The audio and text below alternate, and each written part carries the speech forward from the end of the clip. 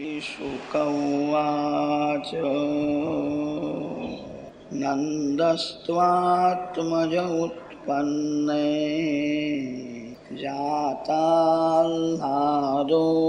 महामनाः आहूय विप्रान् धर्मज्ञान् स्नातः शुचिरलङ्कृताः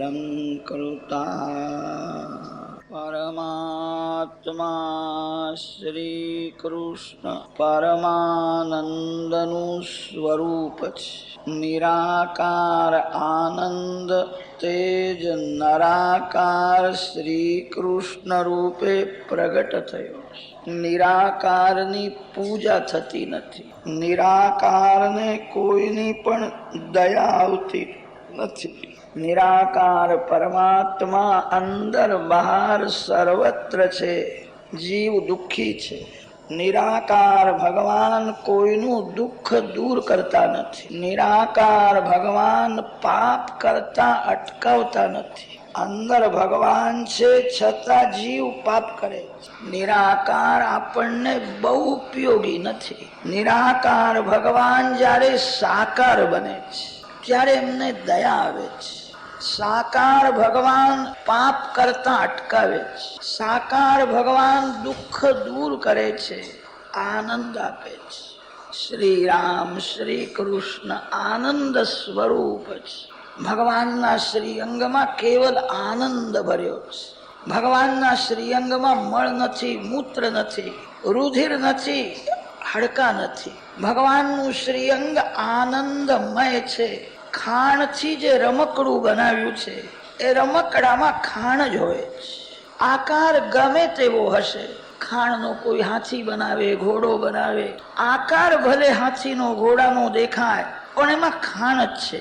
भगवान ना श्रीअंग में केवल आनंद भर्यो छे। मानव ने आनंद नी भूख छे। मानव आनंद ने संसार में शोधे छे। संसार में एने सुख मळे छे, आनंद मळतो नथी। सुख अने आनंद में आज अंतर छे। सुख ना पाछळ दुख ऊभुं छे। सुख भोगव्या पछी इच्छा होय के न होय दुख भोगवવું જ પડશે। आनंद तेने के छे के जेनो अनुभव कर्या पछी कोई दुख आवे नहीं। संसार में आनंद नथी, तेथी तो मानव ने बधुं छोड़ीने ઊંઘવાની ઈચ્છા થાય। मानव संसार विना रही सके छे। मानव निद्रा विना रही सके नहीं। निद्रा आवती न हो तो मानव बहु व्याकुल थाय। राजा ने राजमहल में शांति मळती नथी, निद्रा में शांति मळे छे। राजा ने निद्रा न आवे तो ए व्याकुल थाय छे। કેટલાક લોકો તો નિદ્રાના માટે હવે ગોળી પણ ખાવા लाग्યા છે। માનવ સંસાર વિના રહી શકે છે, નિદ્રા વિના રહી શકતો નથી। નિદ્રામાં શાંતિ કેમ મળે છે? નિદ્રામાં જગત નથી, જગતની પૂર્ણ વિસ્મૃતિ છે। જીવ જગતમાં આનંદ શોધે છે, જગતમાં એને સુખ મળે છે અને દુઃખ પણ ભોગવવું જ પડે। આ સંસારમાં જન્મ અને મરણનું મહા દુઃખ છે। જન્મના સમયે જીવ અતિ અતિ વ્યાકુળ થાય છે। શાસ્ત્રોમાં એવું લખ્યું છે, માને જે દુઃખ થાય છે એના કરતા 1000 ગણું દુઃખ જે જીવ બહાર આવે છે, જેનો જન્મ થાય છે ને 1000 ગણું દુઃખ છે। જન્મ લેવો એ જ મહાન દુઃખ છે। મરણના સમયે અતિ દુઃખ છે। રાજા હોય કે રંક હોય એને જન્મ અને મરણનું દુઃખ ભોગવવું જ પડશે। સંસારમાં સંયોગ અને વિયોગનું દુઃખ છે। જેનો સંયોગ તમને સુખ આપે છે એ તમારાથી દૂર જાય અને જેની સાથે તમને રહેવું ગમતું નથી એની સાથે રહેવું જ પડે છે। સંસારમાં જન્મ મરણનું દુઃખ છે, સંયોગ વિયોગનું દુઃખ છે। સંસારમાં સુખ મળે છે, શાંતિ મળતી નથી। આનંદ ભગવાન આપે છે। શ્રી કૃષ્ણ આનંદ સ્વરૂપ છે। ભગવાનના શ્રીઅંગમાં કેવલ આનંદ ભર્યો। તમે ભગવાનના દર્શન કરો ત્યારે કદાચ તમને એવું લાગશે કે મારું શરીર અને ભગવાન સરખા જ લાગે છે। મને હાથ પગ છે, ભગવાનને પણ હાથ પગ છે। આપણા શરીરમાં અને ભગવાનના સ્વરૂપમાં ઘણું અંતર છે। માનવનું શરીર पंच महाभूत थी बनेलू। आ शरीर में पृथ्वी जल तेज वायु आकाश पंच तत्व छे। भगवान ना श्रीअंग में કેવલ આનંદ છે.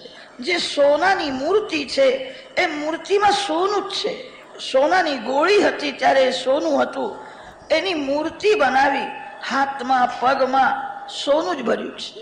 ભગવાનના શ્રીઅંગમાં આનંદ ભર્યો છે. તમને આનંદ ભગવાન આપશે. સંસારના જળ પદાર્થો સુખ આપે છે, દુઃખ આપે છે. આનંદ કોઈ સ્ત્રી આપી શકે નહીં, આનંદ કોઈ પુરુષ આપી શકે નહીં. સંસારમાં જીવને સુખ મળે છે અને દુઃખ ભોગવવું જ પડે. આનંદ માનવને ભગવાન આપે છે.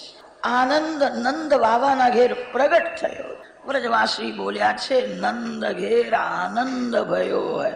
નંદસ્ત્વાત્મજ ઉત્પન્ને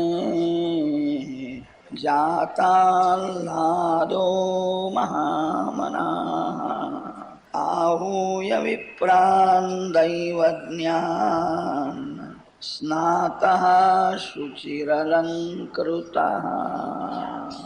એક સંતને પૂછ્યું કે મહારાજ વૈષ્ણવ કોને કહે છે? વૈષ્ણવનું લક્ષણ બતાવો.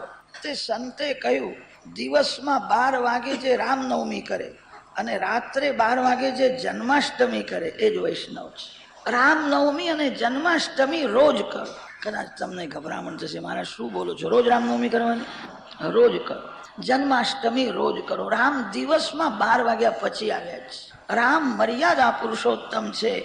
દિવસમાં 12 વાગે રામને ભૂલશો નહીં. રામનું સ્મરણ કરો. 12 વાગ્યા પછી ભૂખ લાગે છે, તરસ લાગે છે, માનો ગમે તેના હાથનું ખાય છે અને તેથી મન બગડે છે. અન્ન દોષ ભક્તિમાં બહુ વિઘ્ન કરે છે. અન્ન દોષ મનને બગાડે છે. 12 વાગે રામનવમી કરો એનો અર્થ એ છે મધ્યાહન કાળમાં ભૂખ લાગે, તરસ લાગે, રામને યાદ. રામની મર્યાદાનું પાલન કરો. ગમે તેના હાથનું પાણી પીવું નહીં.